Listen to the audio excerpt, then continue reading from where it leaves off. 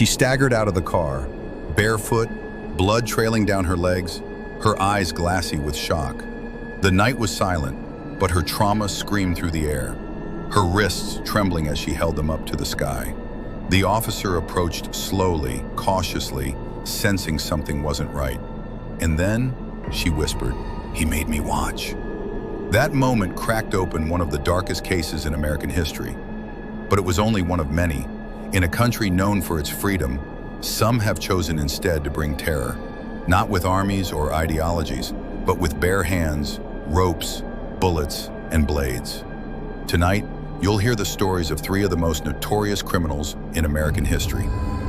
A killer so charming he nearly walked away from it all. A woman whose rage consumed everything in her path. A predator who thrived in the dark, driven not by pattern, but pure evil. These are not horror stories. They're real, and they are proof that sometimes evil looks just like anyone else. Born on November 24, 1946 in Burlington, Vermont, Theodore Robert Bundy didn't look like the kind of man you'd cross the street to avoid. He was intelligent, articulate, and by most accounts even attractive. But that's exactly what made him dangerous. Behind the clean-cut exterior was a predator so manipulative, so calculated, that he eluded police across 7 states for years. And in January 1978, his trail of horror led to the Chi Omega sorority house at Florida State University. On the night of January 15th, 20-year-old Lisa Levy had just spoken to her mother. She was stressed about school, but optimistic. No one, not Lisa, not her roommates, had any idea that within hours, their home would become a crime scene soaked in terror. Bundy, who had recently escaped from jail in Colorado for the second time, broke into the sorority house in the dead of night. In less than 15 minutes, he had bludgeoned 4 women as they slept. Lisa Levy and Margaret Bowman died. 2 others, Karen Chandler and Kathy Kleiner, survived, barely. One would later describe waking to the silhouette of a man standing at the foot of her bed before slipping back into unconsciousness. Police found a chaotic scene, blood on the walls, strands of hair, a piece of wood used as a weapon. But it was a bite mark left on Lisa's body that would become the critical piece of evidence that changed everything. Bundy didn't stay hidden long. On February 15th, just a month after the attack, he was pulled over while driving a stolen Volkswagen Beetle in Pensacola, Florida. Inside the car, police discovered stolen IDs, gloves, rope, and a ski mask. He was calm, as if none of it concerned him. But the law was finally closing in. And still, Bundy smiled, like a man convinced the mirror couldn't show his true reflection. Despite the mountain of evidence, Bundy insisted on defending himself in court. He cross-examined witnesses, made dramatic objections, and smiled for the cameras as if he were auditioning for a role. But this wasn't theater, it was justice. The bite mark, matched to Bundy's dental impression, became the pivotal piece of forensic evidence that convicted him. And in July 1979, he was sentenced to death, not once, but 3 separate times for 3 separate murders. Bundy confessed to killing at least 30 women between 1974 and 1978, though investigators believe the true number is even higher.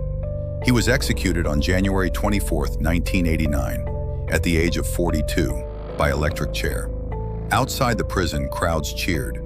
Some held signs that read, "Burn, Bundy, burn." His last words were quiet, "Give my love to my family."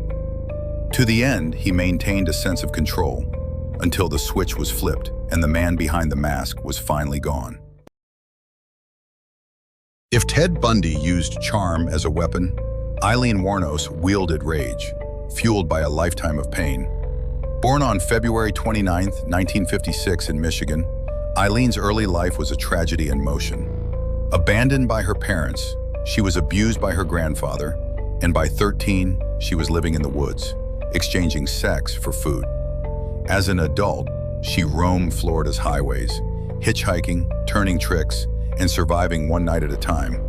But in late 1989, the line between survival and vengeance blurred forever. Her first known victim was Richard Mallory, a shop owner who picked her up one evening on his way home. According to Eileen, he raped her. She shot him in the chest, took his car, and disappeared. Over the next 12 months, 6 more men were found murdered. Each shot, each found near remote highways, their cars and belongings stolen. It became clear that these weren't isolated incidents. A pattern was forming, and police were looking for someone they never expected, a female serial killer. Her partner, Tyria Moore, became the key. After the police made a deal with her, Tyria called Eileen over and over again, while undercover detectives recorded every word. Eventually, Eileen broke. She confessed to the murders, saying, I did it. I'm a serial killer. I'd be lying if I didn't say I enjoyed it sometimes." At her trial in 1992, Eileen claimed self-defense. She said every man she killed had tried to assault or rape her, but her explosive courtroom behavior, filled with outbursts, threats, and tears, told another story. Jurors didn't see a victim. They saw a killer. She was convicted of 6 counts of murder and sentenced to death. Eileen Wuornos was executed on October 9, 2002, at the age of 46. Her last words? Shouting, "I'll be back," like Independence Day, with Jesus. It wasn't fear you heard in her voice. It was certainty. Her life and death became the focus of national debate. Was she a monster, or was she created by monsters? Hollywood even turned her story into the film Monster, earning Charlize Theron an Oscar for the role. But the real story remained darker than any script could portray. He didn't target a type. He didn't have a motive that made sense. He simply wanted to cause fear. Richard Ramirez, born February 29, 1960, in El Paso, Texas, grew up surrounded by violence. He idolized a cousin who had committed war crimes. He witnessed murder before he hit puberty. And as he grew older, that darkness took root. By the summer of 1984, he had earned a name that haunted California for decades: the Night Stalker. He crept into homes in the middle of the night, through unlocked doors, open windows. He didn't discriminate. His victims were men, women, children, elderly couples. He raped, he stabbed, he shot, and sometimes he carved pentagrams into walls or demanded victims swear allegiance to Satan. Los Angeles was paralyzed. People slept with the lights on. Hardware stores ran out of locks. For months, the Night Stalker vanished like smoke. But then, something solid. A single footprint. One clue that would crack the chaos open. A rare Avia sneaker. Then a stolen car. Inside, a fingerprint. When the media released his mugshot, it was a civilian who spotted him at a gas station. A mob chased him down, beat him in the street, and held him until police arrived. That was the end of the Night Stalker's reign, but not the end of the horror. In court, Ramirez mocked the victims' families. He flashed a pentagram drawn on his palm and whispered, "Hail Satan!"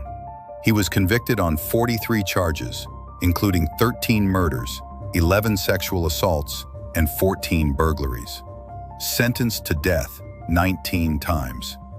But he would never be executed. He died in 2013 of cancer, after 23 years on death row, at the age of 53. One juror later said, "I've never seen anyone with eyes so empty."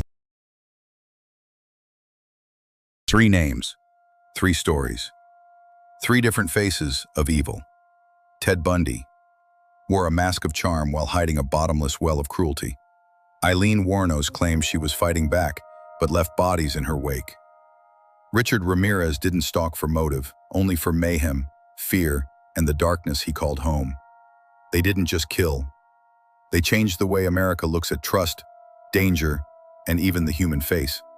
And while they're all gone, the shadows they left behind are still here.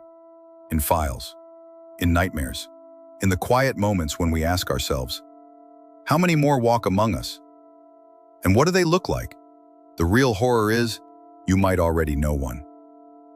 Subscribe for more stories like this.